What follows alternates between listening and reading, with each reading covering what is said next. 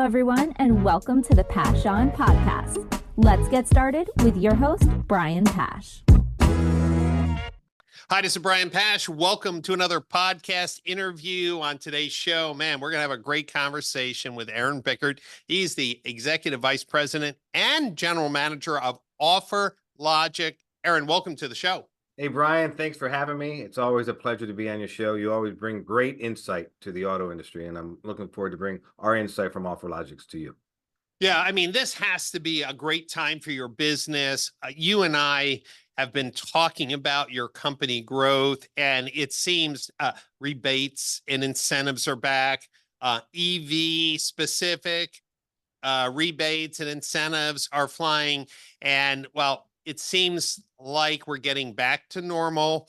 Dealers need help selling cars. Consumers really want transparency and what their final payment's going to look like. Let's step back. Is this a renaissance to retail normalcy, or are you just seeing, OfferLogix elevating what's possible online and in the store for dealers today? Yeah, great question, Brian. Well, first of all, let's think about what happened over the last 5-6 years. I mean, back in 2017, 18, and 19, dealers had all the rebates, all the subvented rates. They were leasing vehicles, they were doing everything. Then COVID hit, and then we had the chip shortage, and we had everything. So then there was no inventory. So OEMs were able to pull back. But as we know, Brian, OEMs have to sell cars. Right. The only way, most of them are all public companies, if not super public companies. So they have shareholders they have to approve upon. So the only way they make cars is shipping those vehicles to who? The dealer. And then the dealer has to then sell those vehicles to the consumer. So, they all said that there was no rebates and incentives are never going to come back the way they were before. Remember that conversation? I remember. And listen, it was billions of dollars that were not being spent. Yeah. And now they had record years, these OEMs, right? Yep. And dealers had record years. But now we're back to normalization. We're back to the 17, 18, where all the subvented rates are coming out. I mean, we have 0% for 72 months now on Ford F-150s. I mean, we have 0% financing on lots of different vehicles across the board. And the only issue that I see out there, Brian, the only issue is leasing has not come back yet. ALG has not caught up with the residuals. The money factors are still not being really subvented that well. Now, on the leasing side, of course, on the EVs, you have the $7,500. That's right. Which reduces the cap cost reduction a lot. Imagine $25 to $30 for every $1,000. So leasing an EV is the right way to go.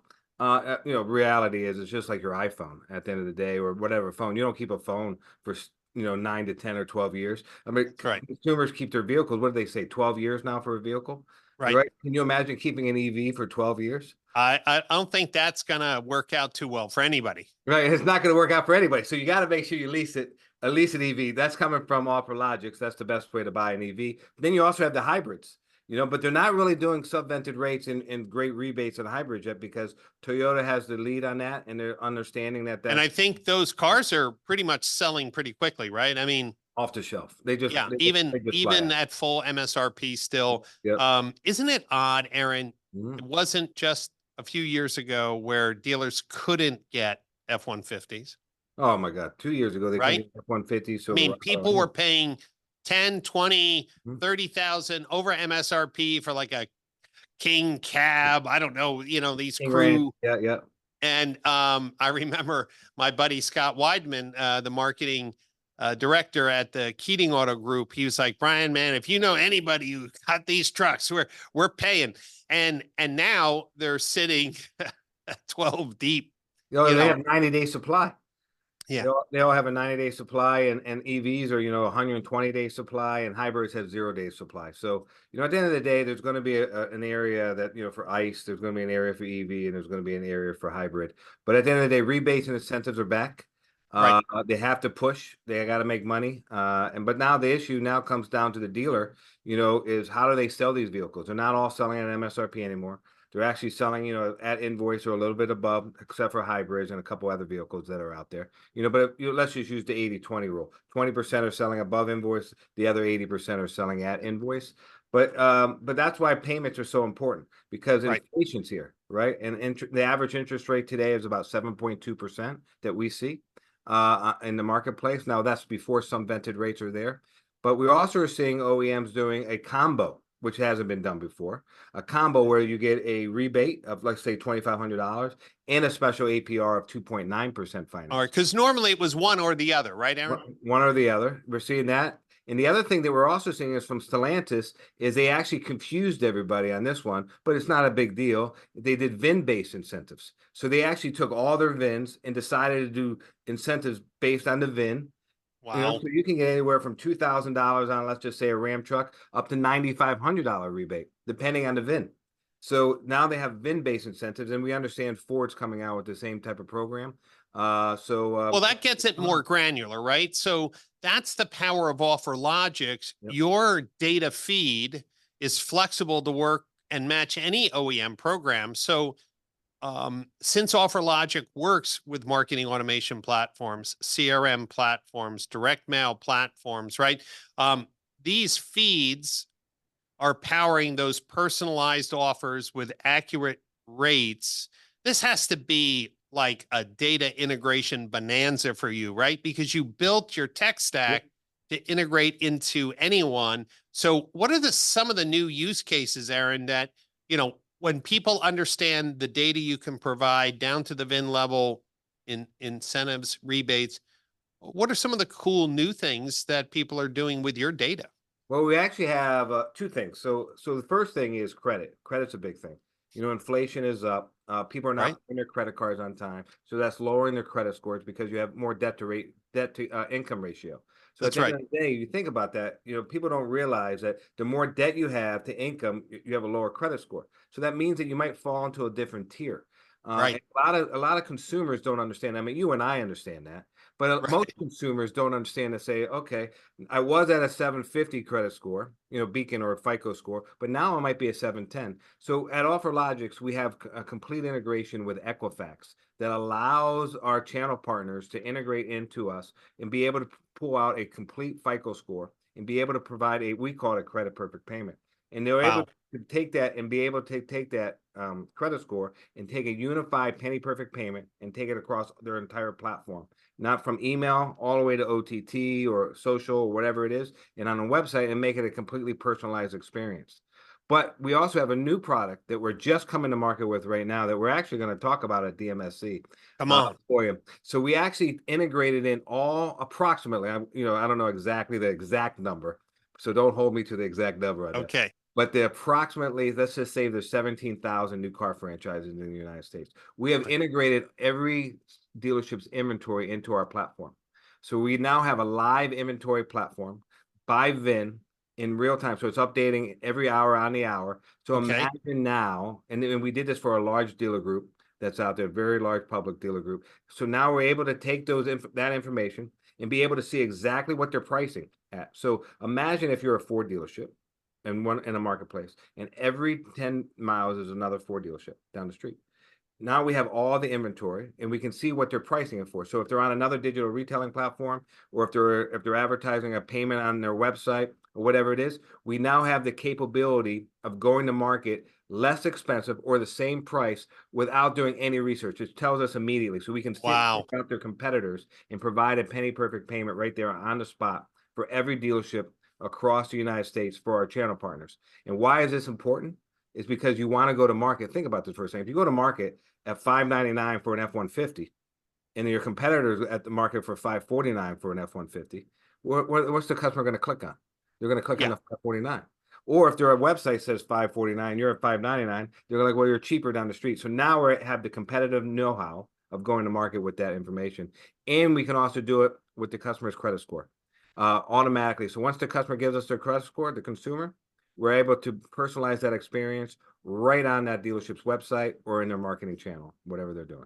Aaron, this is so important, and I'm glad you're sharing this new product development, because I was talking to a marketing director for one of the largest dealer groups in the country, and they were telling me a story that I'd never heard someone say it this way. They had a turn rate, oddly enough, that was a little faster than they wanted because of inventory supply. Mm-hmm. So they raised prices And when they raised prices, leads went down. I never heard someone say, hey, we did a large data study. We raised prices and leads went down, which shows me that the degree that consumers are willing to submit a lead form is somewhat compared to what they believe the payment should be or the price should be, which means they're shopping.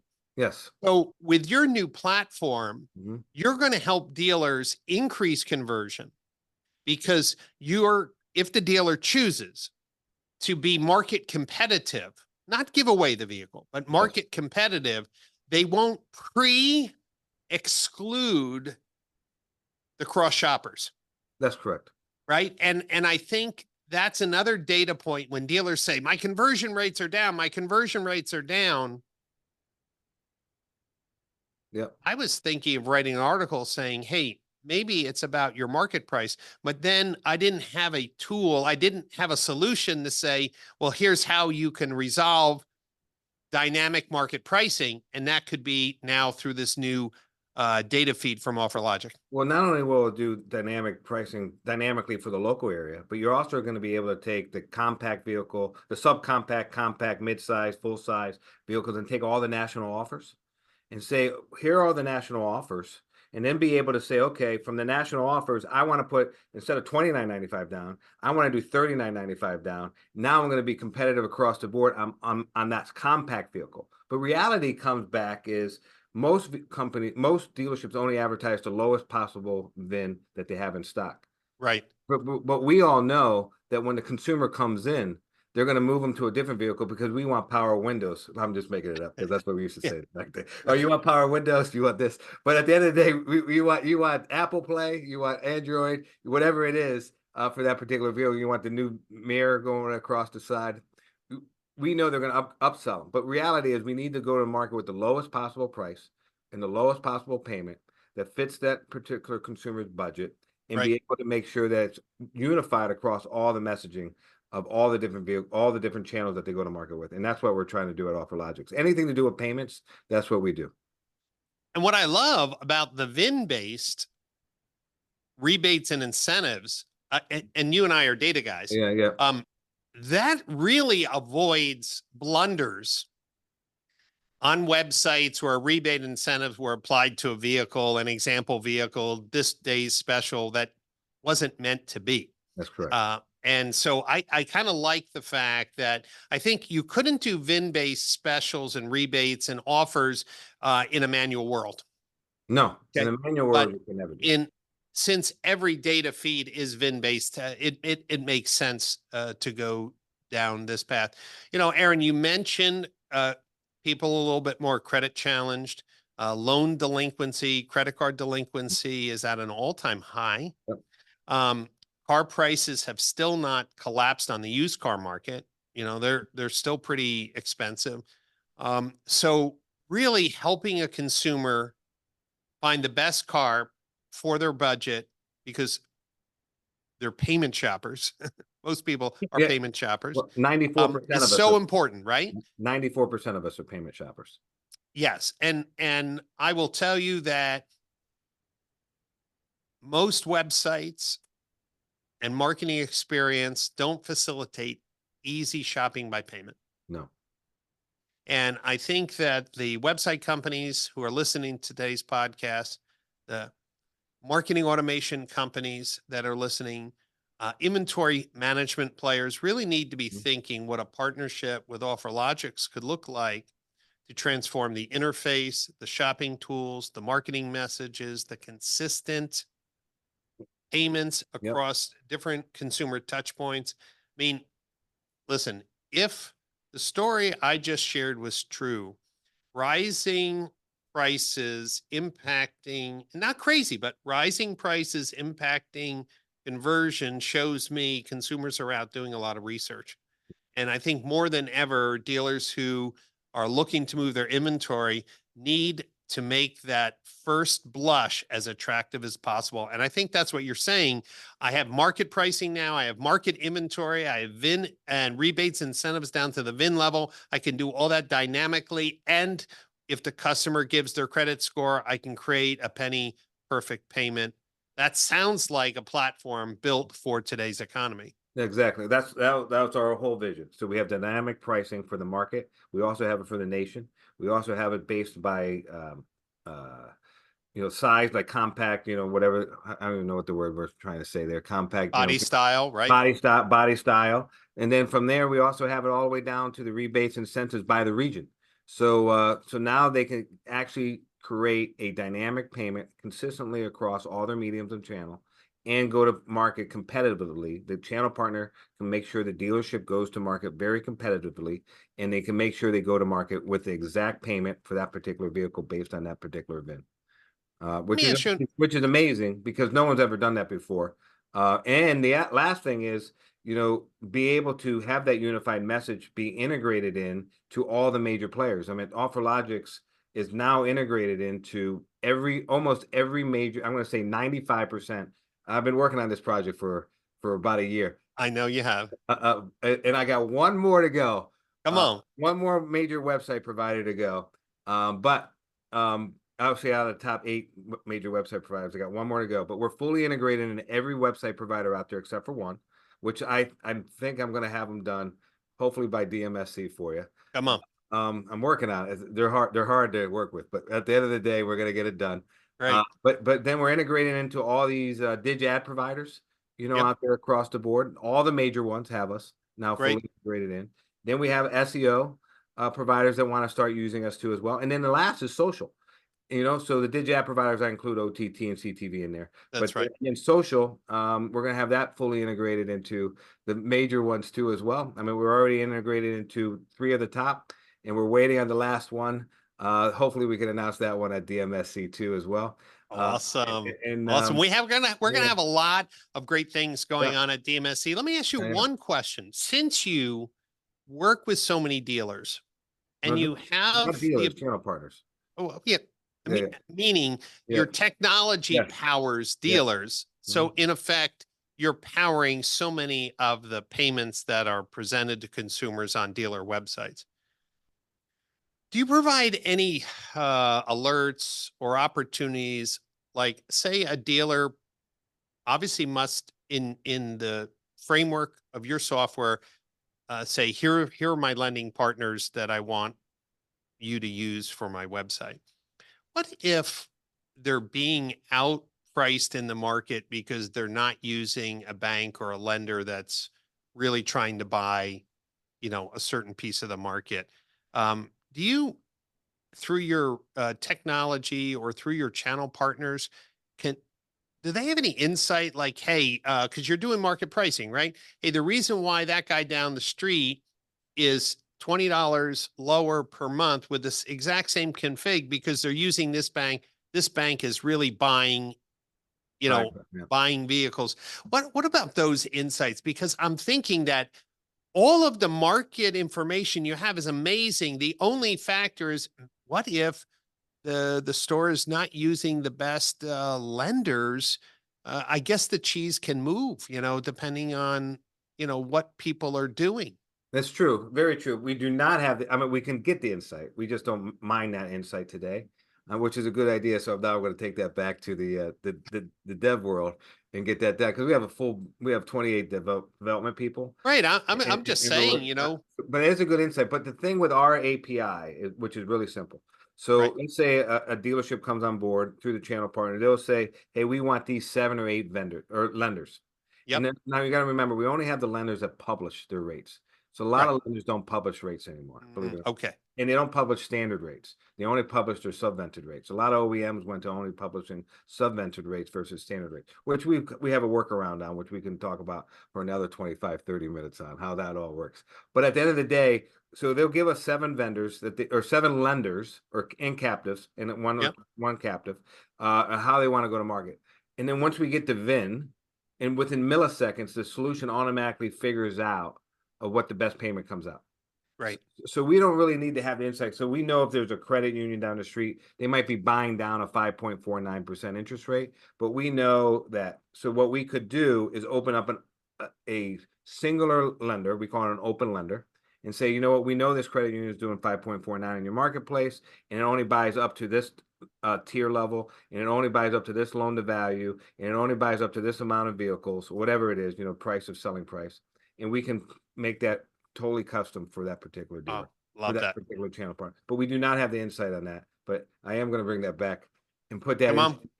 into my Listen, like a into our product. self-healing lending, advisor, self-healing. Yep. Hey, there's something going on in your region. There's a bank really buying into this section of the market. I just thought it would be interesting. Yeah. Aaron, I'm so pleased to hear how every time we sit down before a conference, you're a big investor in dealer education. You love winning the integration race, and you've really done an amazing job with hopefully some big announcements coming at DMSC. So congratulations. Thanks. Perfect product at the perfect time with greater data integrations and then a view to the future. Because as more and more dealers invest in CDPs and marketing automation, they're going to need a reliable feed of payments that can be used to create one-to-one messaging, personalized presentations, and OfferLogix will be behind those success stories. I'm confident of that. And for the dealers who are watching, you should know that your website provider, your digital marketing agency, your traditional marketing agency can all integrate with the tools that Aaron was speaking about. So you may find out they're already using it, but if not, make sure you demand them to reach out to Aaron to talk about how you can leverage the insights, the market pricing, the dynamic pricing, personalized offers that can go across your entire ecosystem. It's not hard, Aaron, right? Your API makes it easy. Very easy. It's very easy to ingest, and the average company takes about 2 weeks to ingest it all. Right. Love it. Love it. Very, Well, very small. for the dealers and vendors who are watching this podcast, you should know that this is one in a series leading up to the Digital Marketing Strategies Conference, June 2nd, 3rd, and 4th in Austin, Texas. There are dozens of interviews with thought leaders, tech providers, and, well, visionaries who are working to improve automotive retail. The DMSC conference is the Davos of automotive digital marketing, where you're going to see the leaders in technology, data management, data strategy, all presenting at the conference. This is the place to elevate your skills, to take your dealership to the next level, to improve the customer experience, provide that personal concierge approach to selling cars. All of those topics are at DMSC. So just search the Brian Pash podcast on any of your podcast channels, and we will love to have you join our other conversations. Aaron, is it offerlogix.com? Is that the easiest way for people to learn more about your company? offerlogix.com. Right. Wonderful. Well, I want to thank you, Aaron. I want to thank everyone who listened in today. I look forward to seeing you in Austin, Texas. And Aaron, I can't wait for you to share at DMSC some of those big announcements. I think they're going to shake up the fintech and auto tech world. So congratulations. Thanks for being on the show. And for everyone who's watching, I'll see you next time on another podcast interview. Thank you, Brian.